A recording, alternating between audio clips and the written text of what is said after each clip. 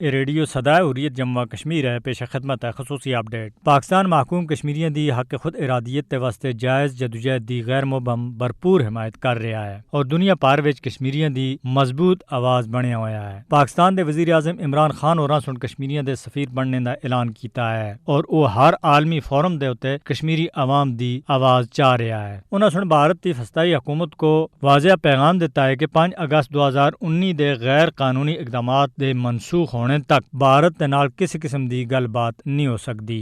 پاکستانی وزیر اعظم سن کشمیر تنازع کو بہت اچھے طریقے اور مؤثر طریقے دے نال دنیا دے سامنے پیش کیتا ہے اور وہ مسلسل فاشسٹ مودی دی زیر قیادت بھارتی حکومت دے انتہا پسند ہندوتوا ایجنڈے کو بے نقاب کر رہا ہے۔ پاکستان دی قیادت سن کشمیریاں دے نال کندھے دے نال کندھا ملا کے کھڑا رہنے دا عزم دا اعادہ کر رکھیا ہے۔ جموں کشمیر 1947 وچ تقسیم برصغیر دا نامکمل ایجنڈا ہے جڑا آج تک بھارت اور پاکستان دے وچکار کور ایشو بنیا ہویا ہے۔ مقبوضہ علاقے وچ کشمیری عوام بھی اپنے بنیادی حق خود ارادیت تے حصول دے واسطے پچھلے 70 سالاں دے زیادہ عرصے تھی مصروف جدوجہد ہیں اور اس دے نتیجے وچ بھارتی مظالم اور دہشت گردی دا شکار ہیں۔ مگر پاکستان دی غیر متزلزل حمایت کشمیریاں دے حوصلوں کو بلند اور انہاں دے زخماں دے اتے مرہم رکھنے دا کام کر دی ہے۔ کشمیری اور پاکستانی ایک ہی سکے دے دو رخ ہیں اور دنیا دی کوئی بھی طاقت انہاں کو علیحدہ نہیں کر سکتی۔ جغرافیائی، ثقافتی اور مذہبی مضبوط رشتہ سن پاکستان اور کشمیر کو لازم و ملزوم بنا دیتا ہے۔